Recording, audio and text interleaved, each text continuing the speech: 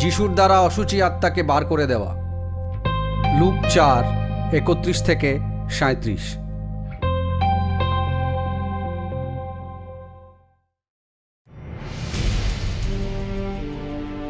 এরপর যিশু গালিলের কফরনহুম শহরে গেলেন। সেখানে তিনি এক বিশ্রামবারে তাদের শিক্ষা দেওয়া আরম্ভ করলেন।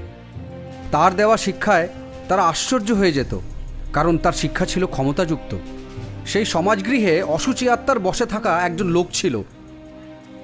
সে চিৎকার করে বলে উঠল, ওহে নাসরতীয় যিশু, আমাদের কাছে আপনার কি দরকার? আপনি কি আমাদের ধ্বংস করতে এসেছেন? আমি জানি আপনি কে। আপনি ঈশ্বরের পবিত্র ব্যক্তি। যিশু তাকে ধমক দিয়ে বললেন, চুপ করো আর ওর মধ্যে থেকে বের হয়ে যাও। তখন সেই অশুচি আত্মাটি লোকটিকে সকলের মাঝখানে আছড়ে ফেলে দিয়ে তার কোনো ক্ষতি না করে তার মধ্যে থেকে বের হয়ে গেল।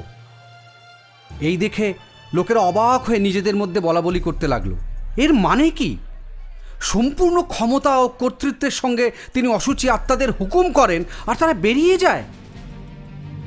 এরপর তার বিষয়ে এই কথা সেই অঞ্চলে সর্বত্র ছড়িয়ে পড়ল।